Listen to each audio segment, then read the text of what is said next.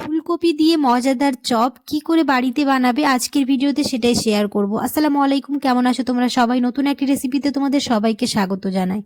বিকেল বা সন্ধেবেলায় চা বা কফির সাথে এরকম ফুলকপির চপ থাকলে একদম জমে যাবে।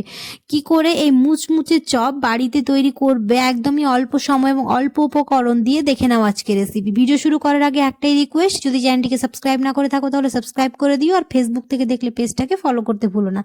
এই চপ দেখতে যতটা লোভনীয়, খেতেও হয় অসাধারণ। এই শীতে যেহেতু ফুলকপি পাওয়া যায়, আলুর চপ তো আমরা এমনি সময় প্রায় খেয়ে থাকি, ফুলকপির চপ বানিয়ে দেখবে কতটা সুন্দর হয়। চলো তাহলে শুরু করি। প্রথমে এখানে কড়াইয়ে নিয়ে নিলাম হচ্ছে সর্ষের তেল। তেলটা খুব ভালোভাবে গরম হয়ে আসলে দিয়ে দিলাম হচ্ছে 1 চা চামচ 5 ফোড়ন। মশলার ফ্লেভার বেরিয়ে আসলে ওর মধ্যে দিয়ে দিলাম হচ্ছে 1 চা চামচ আদা থেতলেছিলাম, তোমরা চাইলে ছোটো ছোটো করে কুচি করেও কেটে নিতে পারো। তারপর দিয়ে দিলাম হচ্ছে ফুলকপিগুলো। এবার খুব ভালো করে ফুলকপিটাকে সেদ্ধ করে নেব। তার জন্য এখানে দিয়ে দিব হচ্ছে 1/2 চা চামচ হলুদ গুঁড়ো আর পরিমাণ মতো নুন দিয়ে ঢাকনা চাপা রেখে ফুলকপিটাকে সেদ্ধ করে নেব।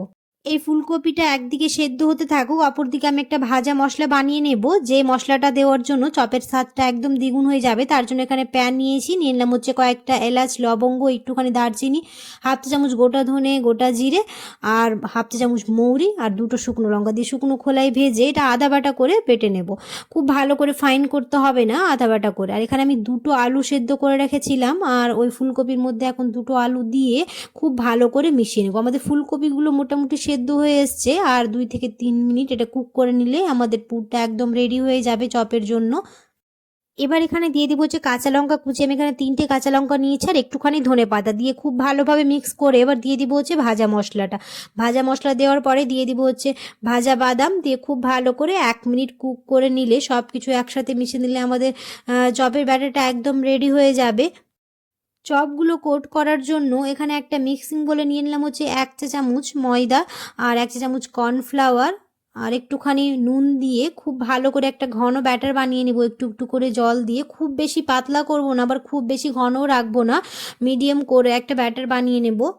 অনেকেই আছো ভিডিও দেখে চলে যাচ্ছ, সাবস্ক্রাইব করো না, অবশ্যই সাবস্ক্রাইব করে দিও। ফ্রেন্ডস আর ফ্যামিলির সাথে বেশি বেশি করে ভিডিওটা শেয়ার করে দিও। আমার ব্যাটারটা বানানো হয়ে গেছে। এরকম পুরটা নিয়ে গোল গোল করে এবার চপের শেপ দিয়ে দেবো। তোমরা চাইলে একটু লম্বা লম্বাও করতে পারো, মানে তোমাদের পছন্দ অনুযায়ী তোমরা শেপ দিয়ে দেবে।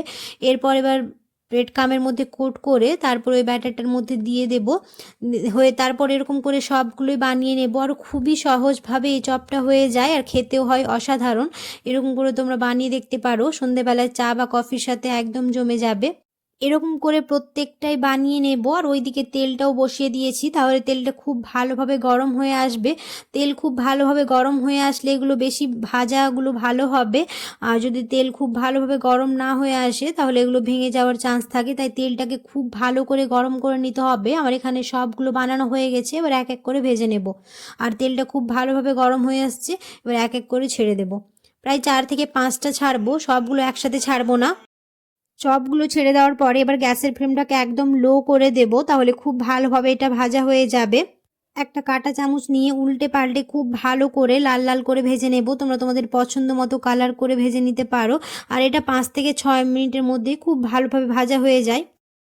দেখতেই পাচ্ছ এরকম চামচ দিয়ে উল্টে পাল্টে খুব ভালো করে ভেজে নেব। আশা করছি আমার আজকের চপের রেসিপি তোমাদের ভালো লেগেছে। যদি ভালো লেগে থাকে তাহলে অবশ্যই একটা লাইক করে দিও, আর কমেন্টে জানাতে ভুলো না কেমন হয়েছে।